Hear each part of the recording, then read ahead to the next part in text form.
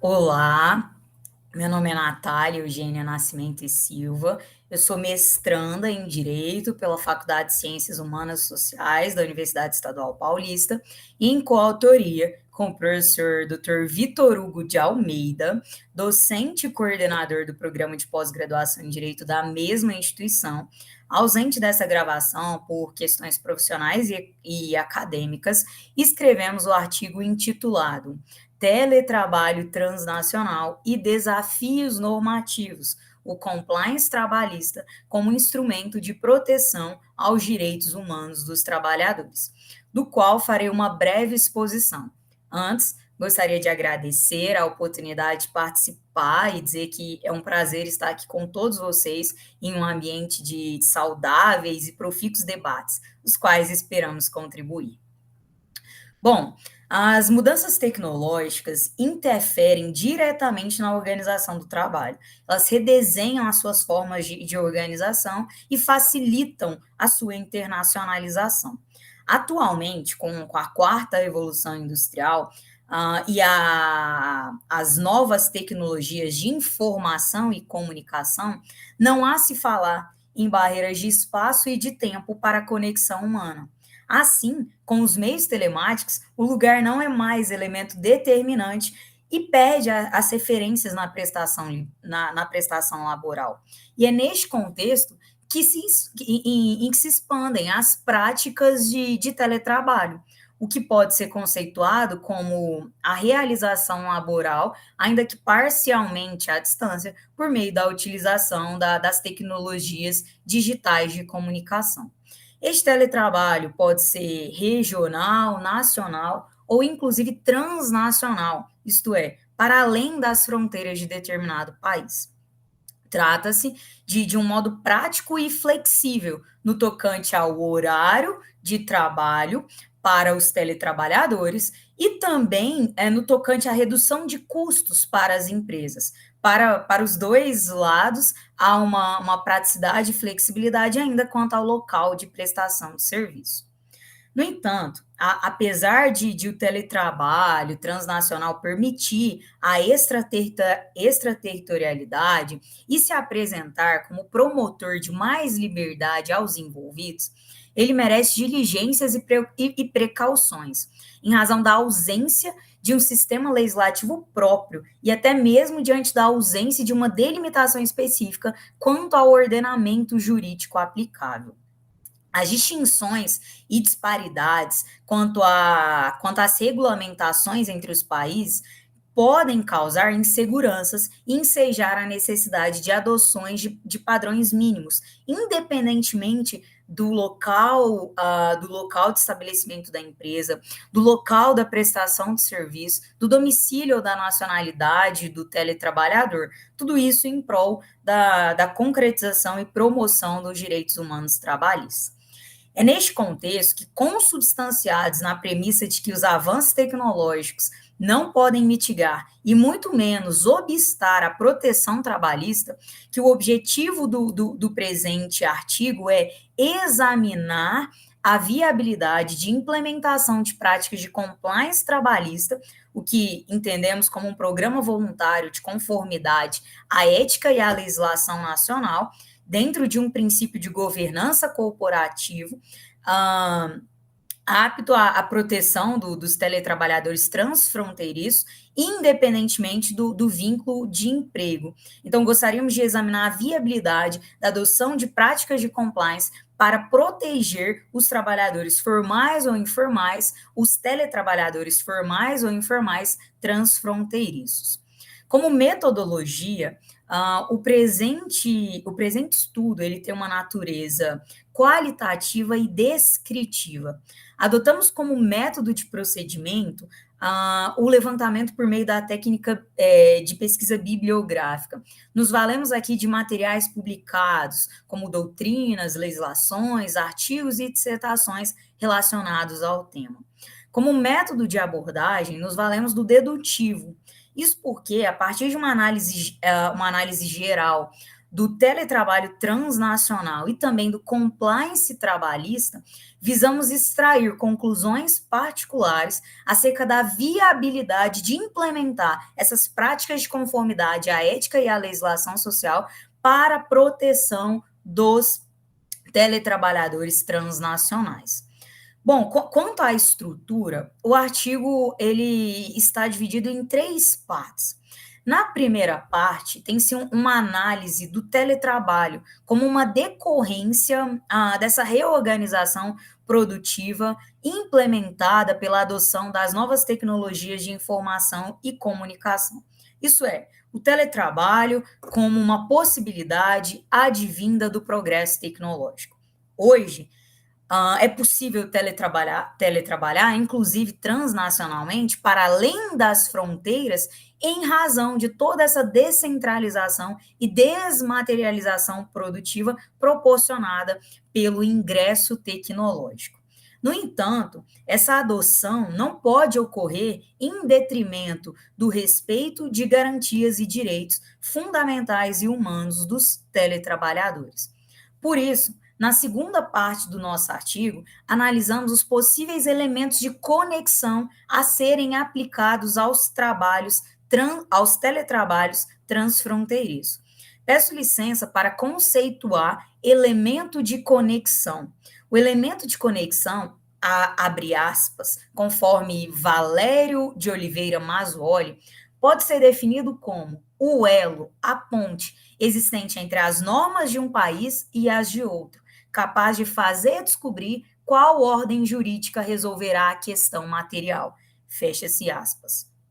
Isto é, o elemento de conexão é o responsável por indicar a legislação aplicável para resolver o conflito de leis no espaço, no caso do teletrabalho transnacional.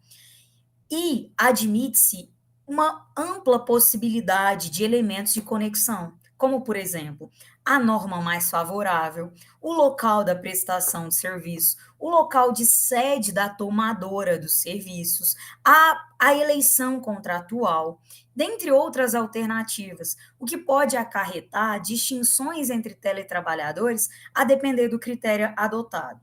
De forma exemplificativa, imaginemos a aplicabilidade da lei do domicílio ou da lei da nacionalidade do teletrabalhador. Essa aplicação pode representar um risco de ofensa à isonomia e à discriminação no âmbito de uma mesma organização empresarial, pois trabalhadores com iguais funções poderão ter diferentes direitos, a depender do quê? Do elemento de conexão adotado. No caso, exemplificado, a lei de domicílio, o local em que ele escolheu para ter residência com ânimo, que ele escolheu para estabelecer com ânimo definitivo, ou a lei de nacionalidade, local em que ele mantém um vínculo jurídico ou jurídico-político com determinado Estado. Ainda, imaginemos a aplicabilidade da lei do local da organização empresarial em um mundo em que as empresas são cada vez mais virtuais, em que o espaço se tornou cyberespaço. Enfim, observa-se que, a depender do elemento de conexão e a depender da situação, podem haver inseguranças e ofensas à isonomia e à discriminação entre teletrabalhadores.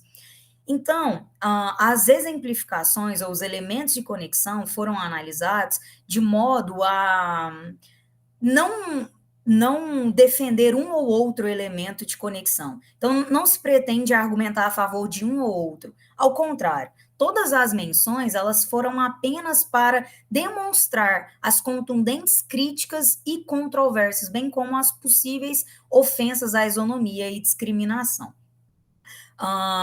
Portanto, diante aí de uma precisa definição do que pode ser definido como elemento de conexão, defende-se a viabilidade de adoção de programas de compliance trabalhista. Antes de adentrarmos na terceira parte do nosso artigo, em que efetivamente trabalhamos com com a defesa pela adoção de programas de compliance, gostaríamos de ressaltar que, recentemente no Brasil, a MP 1108 de 2022, dentre outras alterações no tocante ao teletrabalho como conceito, acresceu ao artigo 75b os parágrafos 7º e 8º. O parágrafo 7º, na sua redação atual, diz o seguinte: aos empregados em regime de teletrabalho, aplicam-se as disposições previstas na legislação local e nas convenções e acordos coletivos de trabalho relativas à base territorial do estabelecimento de lotação do empregado.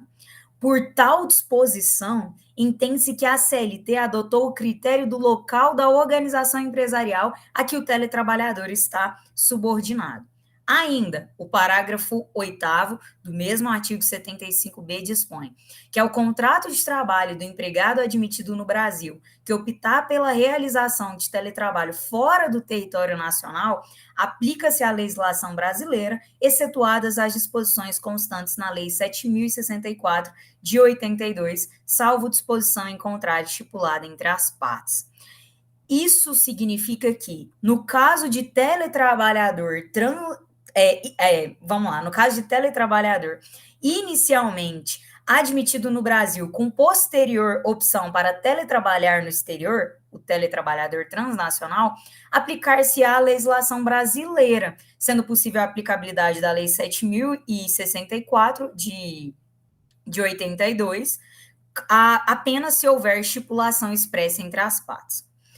Entendemos que, embora haja as novas disposições dadas pela MP 1108 de 2022, não há qualquer impedimento para a adoção dos programas de compliance no teletrabalho transfronteiriço ou transnacional.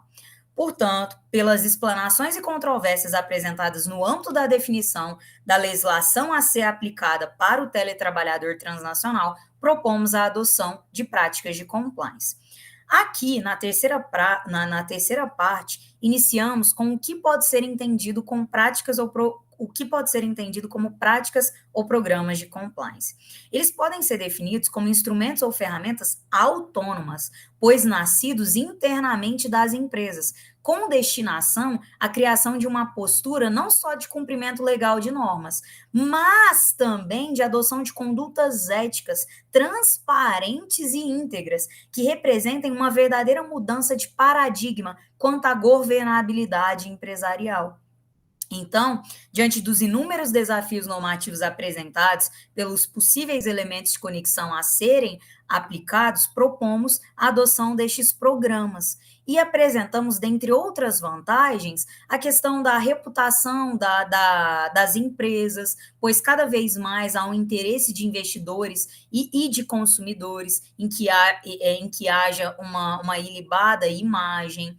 Também apresentamos que as práticas de compliance podem reduzir os passivos trabalhistas, além de fortalecer a imagem empresarial e perante o mercado, notadamente esse mercado cada vez mais tecnológico, né, de rápidas e intensas disseminações e trocas de informações.